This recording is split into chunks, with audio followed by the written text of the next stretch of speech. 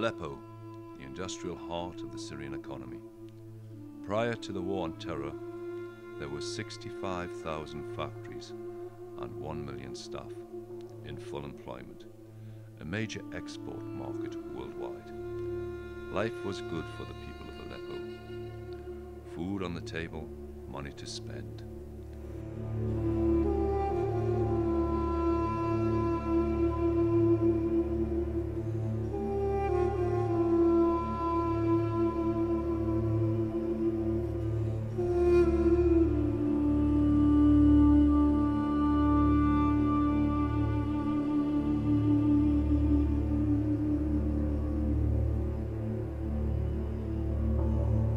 In Aleppo, we have 35,000 factories. 35,000, more than any city in the Middle East, more than any city in the Middle East and North Africa, the MENA region. And I bet more than a lot of European cities, they don't have 35,000 factories in one city. This is the official registration. Unofficially, we have 35,000 other factories. So in total, we have 65,000 of all sizes. Like in the shadow economy and in the broad daylight economy, the registered factories, we have around 60 to 65,000 factories, large and SME, all sizes. The number of workers, this is why everyone was fighting for Aleppo. The number of workers, the labor of Aleppo, counted for 1 million. 1 million. Out of this 1 million, 800,000 worked in the private sector. 800,000. These statistics are as of 2011. Just when the crisis, the destruction process, I call this Arab Spring, the destruction process of Syria just beginning. So they knew, whoever planned this destruction process, knew exactly, if you want to conquer Aleppo or destroy Aleppo, you have to hit it where it hurts. Where is that? Industry. Since Aleppo is the main industrial capital of Syria, and the whole city works, the whole city is blue collar, the whole city is blue collar and white collar. It's a working city. It's like middle class and upper middle class and upper class city. So the only way to destroy the city is by destroying its industry, because this is the life vein of the city, the bloodline of the city. أعطت الدولة السورية أهمية كبيرة للتنمية الاقتصادية والصناعية خاصة، فكانت الأولوية لإنشاء مناطق ومدن صناعية بغية تطوير الصناعة وتوسيع الموجود منها من خلال تنظيمها لتحسين قيمتها النوعية ومطابقتها للمواصفات العالمية، إضافة إلى زيادة كم الإنتاج من أجل التصدير. فقامت بإصدار قوانين خاصة لإنشاء هذه المدن ومنحها الاستقلال الإداري والتراخيص اللازمة، كل بحسب ما يتناسب معها، وعملت على التخطيط لبنائها وفق معايير ومواصفات دولية، سعيا منها لجذب الاستثمارات المحلية والعالمية. وبالفعل عام 2004 تم تأسيس 4 مدن صناعية في أكبر المحافظات السورية، وهي مدينة عذر الصناعية في ريف دمشق، مدينة حسياء في حمص، المدينة الصناعية في دير الزور، وأهمها مدينة الشيخ نجار في حلب، والتي خطط لها بشكل خاص لتكون على خارطة المدن الصناعية العالمية، لما يتمتع به صناعيو وحرفيو حلب ذائع الصيت في المنطقة والعالم بصناعاتهم الحرفية والصناعية العريقة، فضلا عن موقعها الاستراتيجي كبوابة بين الشرق والغرب، فهي كانت معشوقة طريق الحرير.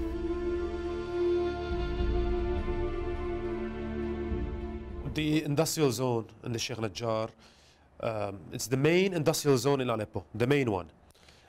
Actually, it's the newest one also. It was established around 10 years ago, just to organize industries from different sects into their respective locations. Like they would put chemical industries separate than the textile industries, separate than the food industries, all of this. It was state of the art. I've seen many industrial zones around in the area. The best one was in Aleppo. I've seen the ones in Turkey, for instance. I've never seen a more advanced, well-organized one like the one in Aleppo.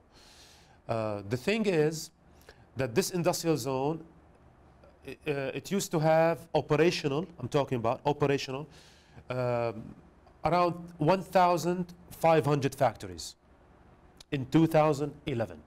It was destined to be one of a kind in the whole region and one of few in the world, because new industries were coming, new technologies were coming, like oncology, like new advancements in the textile industry, like in the food processing industry. We had mega plants, projects, all to be produced in Syria and in Aleppo as a capital of industry, and to be exported to the whole world. Now just a shadow of its former self, the destruction is immense. 15 industrial zones, concrete and steel lie broken, like a scene from a Hollywood post-apocalyptic movie. But it's not a Hollywood movie, it's real. As I walk through a landscape of broken dreams and wonder how this could happen, this catastrophic event caused by terrorism.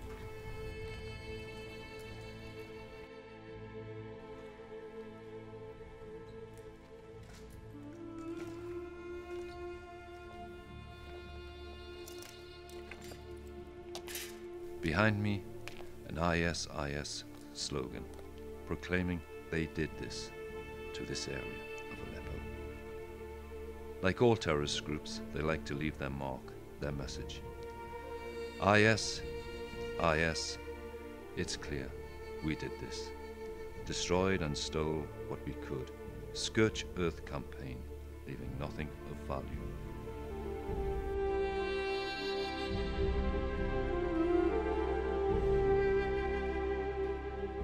At the beginning, various gangs, they would spread, leaflets, forcing these factories for closure, for like strike, a forceful strike. We called it at the time commercial terrorism. How can you force someone on a strike?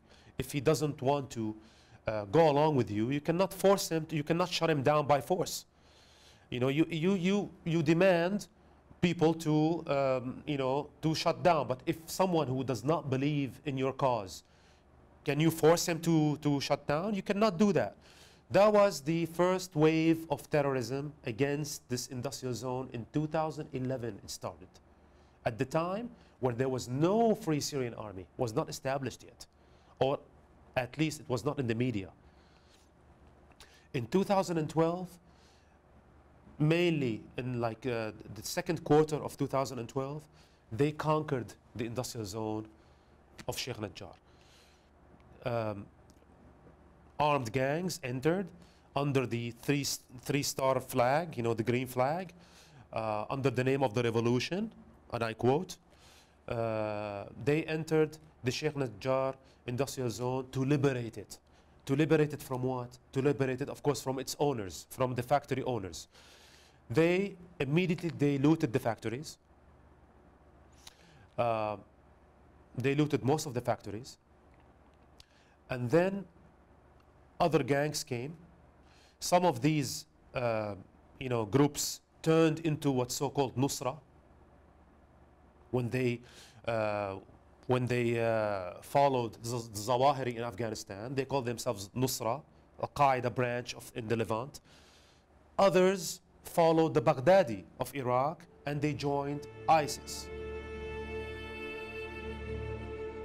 Al-Eramoon. This is what the Syrian army found after 2 years of occupation by terrorists. Everything stolen, everything destroyed. Turkey sent its own technicians to strip the industrial plant bare.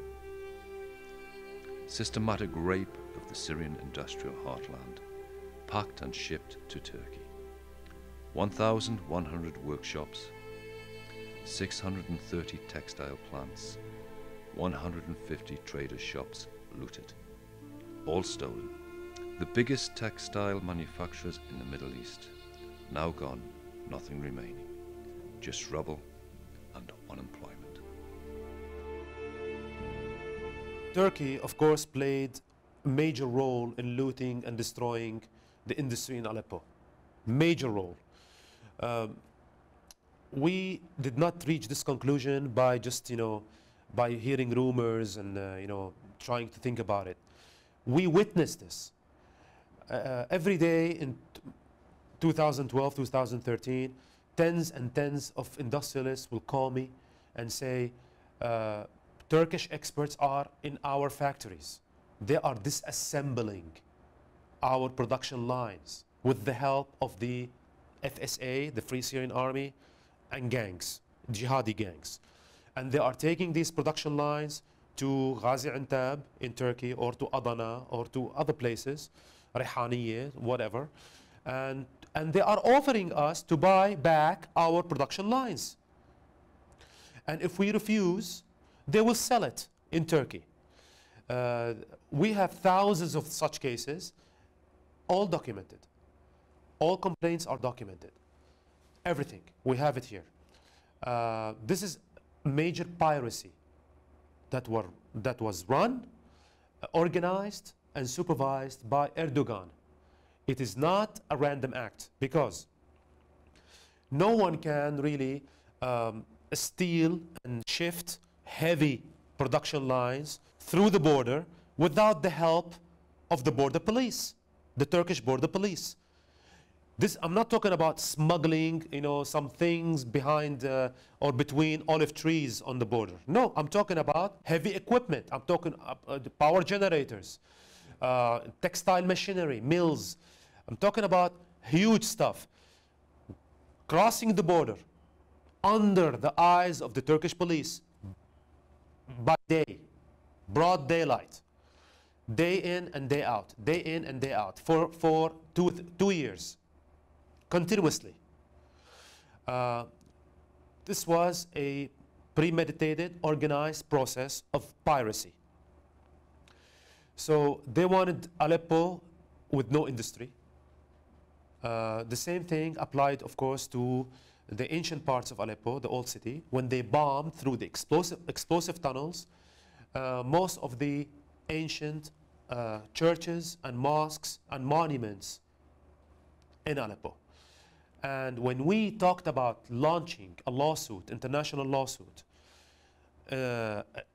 accusing the Turkish government of conducting this piracy, weeks after that, in April 27, I believe, 2014, they bombed our headquarters, the Chamber of Industry in Aleppo, through an explosive tunnel also, and it is videotaped by them. They destroyed this whole building. It's in the old town. It's a Chamber of Industry, 3-story building, beautiful building. It has no one was inside, unfortunately, because we evacuated this area because it's like, border front line. So they dug a tunnel underneath it and they bombed the whole building just to send me a message. So the Turkish role is obvious. Everybody knows it. Everyone in Aleppo knows it. They didn't only steal factories and production lines, they also stole agriculture products, wheat, cotton, oil from Syria, and also the historical artifacts. They stole everything that can be stolen. And they send us back, they send us these mercenaries coming from, 80 or 90 nationalities, and they run them, and they even organized and put together Turkish gangs. Like we saw the name of Sultan Murad. I mean, Sultan Murad, how can you claim that you belong to the Syrian revolution when you call yourself Sultan Murad? Sultan Murad is a Turkish Ottoman Sultan. He has nothing to do with the Syrian history and Syrian heritage. So their role is dirty and quite obvious of the Turkish government. we have all the evidence to convict them of committing international crimes and crimes against humanity, committing international piracy against a sovereign nation. Countries cannot act like this in the international community. Who does that are pirates, like we used to, we hear in the stories and the movies about piracy, The Turkish government acts and behaves exactly like those pirates in Somalia, exactly, but on a much larger scale. They dismantled these production lines of thousands of factories, not one or two factories, thousands of factories. And not only that, they even sent and backed and supported and provided the political and the media umbrella for the thieves that carried weapons here. They called them rebels, they have the right to, they are fighting for freedom, where actually they were fighting for the Ottoman Empire. They were not fighting for my freedom, they were not fighting for the freedom of my city. They were fighting to establish the Ottoman Empire on our bodies, on our, destroyed city, rebels. That's what they did.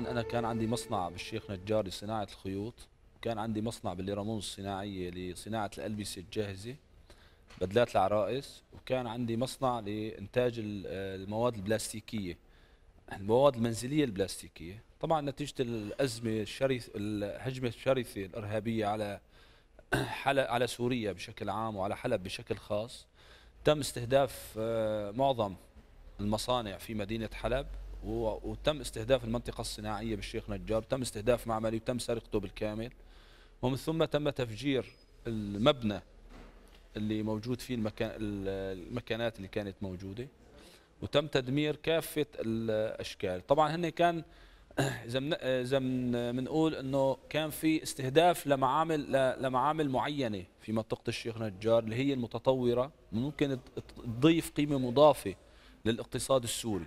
يعني كان الهدف من كل هذه الهجمة هي تدمير الاقتصاد السوري وتدمير الصناعة السورية لما كانت تشكل خطر، خلينا نقول على الجار اللي نحن كنا بنعتبره جار، اللي هو الجار التركي اللي كنا نقول عليه جار، طبعا اللي ما اجانا منه الا كل سوء. بالاضافه انه منطقه الليرامون كمان تم الدخول الى من قبل العصابات الارهابيه، وتم سرقه المعامل بالكامل، ومن ثم تم حفر انفاق وتفجير هذه الانفاق. هذا ما تبقى من مدينة الشيخ نجار الصناعية في حلب، التي دمرت وسلبت ونهبت من قبل الجماعات الإرهابية والدول الداعمة لها. باسم الحرية دمرت هذه المدينة بعد أن كانت مصدراً لرزق وعيش الآلاف من العائلات السورية. هذه هي الحرية التي أرادوها بنظرهم.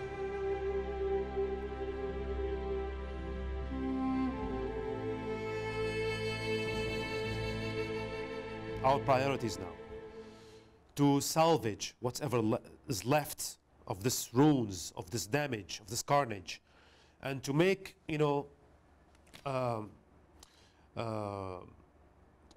something out of it. They tried to destroy the city. The city was not destroyed in spirit.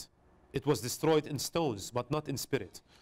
They tried to kill people. They killed 11,000 civilians during 4.5 years by random shelling. So this behind us, Nazreen, is the main headquarters for this industrial complex. It's all been destroyed. Destroyed not for war, but for economic war. If you destroy a country's economics, you destroy its infrastructure. You destroy the workers, you destroy food on the table, you destroy the money that this country makes and this country so badly needs. For every building that's destroyed, there's hundreds of families been lost, their livelihood, their economics. food, as I said, on the table. Without work, this country can't go any further.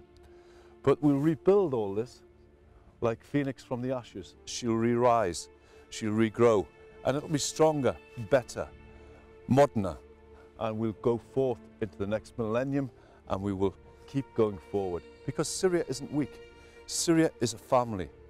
This is the difference between Syria and other countries. Everything in Syria is family. Al-Nusra, they're not family. Daesh, they're not family. Syria, its livelihood, its life is family. The Sheikh Najjar, it's been liberated for 2 years now, 2.5 years now.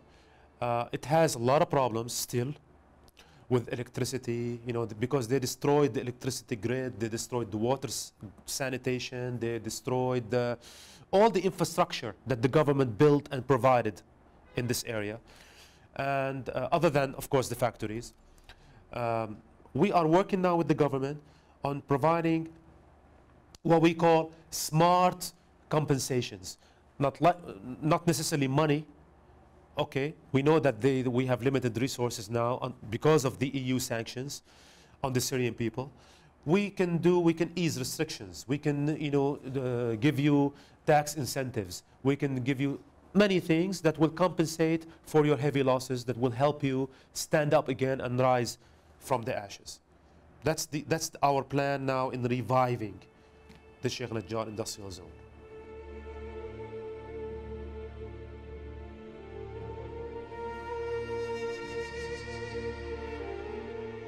Aleppo industrial site. This is a recycling paper plant. All the paper is recycled and used for trade. Unfortunately, due to trade embargoes, there is no oil, petrol or diesel. It's quite ironic really when you consider the fact that the Western coalition allowed Turkey to steal Syrian oil, and yet Syria has no oil now. We can't produce oil, petrol and diesel the way we used to. So this plant, these staff are dormant, but they use the time to the best effect. They're doing maintenance, making sure the equipment still works, just oiling things, keeping things going until that oil comes. All the staff's been laid off, been sent home. Why? Through embargo. They don't work. They can't work. The fact that the UN adds sanctions to Syria causes people to go hungry. It does not have any effect on the rich. Just the people, the working class, go hungry. They can't work. But when you think about it, Syria is famous for oil, gas, but they can't import because all the processing plants that they had have been destroyed by Daesh, and Turkey has been a part of that. So, end sanctions, end trade embargoes, allow these people to live a normal life. They deserve it. After 6 years of war, after 6 years of suffering, they deserve all the help they can get from the West and from every nation in the world.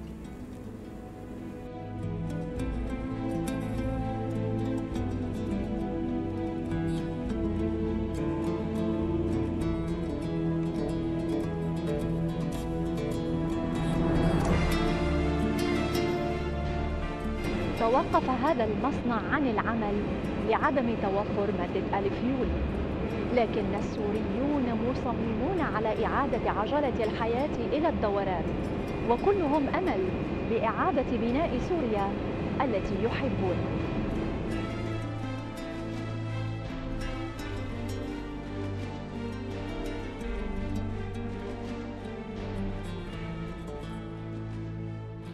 نحن اليوم بعد تحرير مدينة حلب إن شاء الله صناعيين حلب راح يرجعوا يبنوا الصناعة في مدينة حلب. نحن صناعة في مدينة حلب قديمة جدا. أول شركة مساهمة كانت في مدينة حلب عام 1936. نحن اليوم إن شاء الله بال2017 راح تكون كمان أول شركة مساهمة. بعد الأزمة راح نشهد انطلاقته لتأسس مصنع كبير يكون لإنتاج الخيوط القطنية اللي هو القطن السوري، نرجع نعيده ونعيد تصديره كألبسة إلى كل دول العالم، ونورجي كل العالم أنه الشعب السوري هو منبع للحضارة، وهو منبت للحضارة طبعا. ونحن كسوريين نعتز بسوريتنا، نحن عمر الحضارة عنا 8800 سنة. رح نعيد بناء سوريا، سوريا الموحدة، سوريا المستقلة، سوريا اللي رح تنشر الحضارة إلى كل دول العالم، ورح تبعث إنتاجها إلى كل دول العالم. الأمل مع العمل شعار وضعه السوريون نصب أعينهم، فمن يملك الإرادة يمكنه أن يحقق المستحيل ويصنع الحياة وأن ينهض من تحت الركام. لم تثنهم الحرب الكونية التي شنت على أحلامهم وعزيمتهم عن رسم ابتسامة على وجوههم المتعبة. لقد بدأوا من جديد. هؤلاء هم السوريون، بناؤوا المستقبل، صانعوا الحياة. بنوا سوريا منذ 8800 عام بأفكارهم وجهودهم ودمائهم، ولم ينتظروا أحدا. ها هم انظروا إلى إرادة الحياة لديهم، فبعد كل هذا الدمار ومن قلب المعاناة تخطوا كل شيء وبدأوا بكتابة عصر نهضة جديد.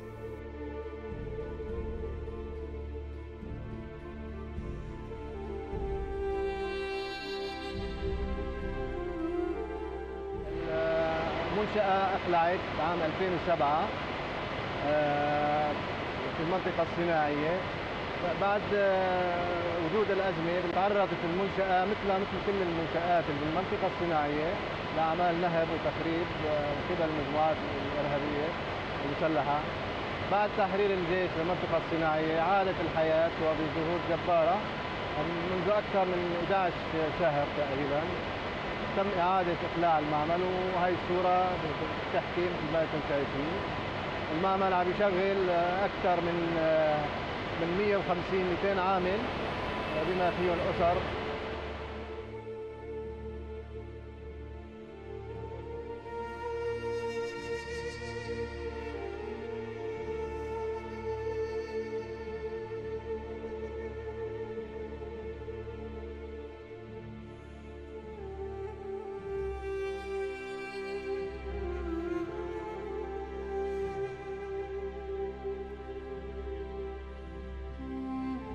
الحمد لله رب العالمين، يعني الوضع افضل من قبل بكثير يعني. وهي المنتوجات اللي عم تشوفوها هون كلها بضاعة حلبية يعني رجعت عجلة الدوران تدور، المعامل تشتغل، يعني الشارع مثل ما يكون شايفين.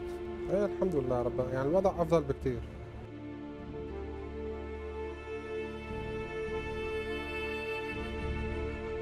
So how's life? Yeah, it's good. Good. Good. Right. Good.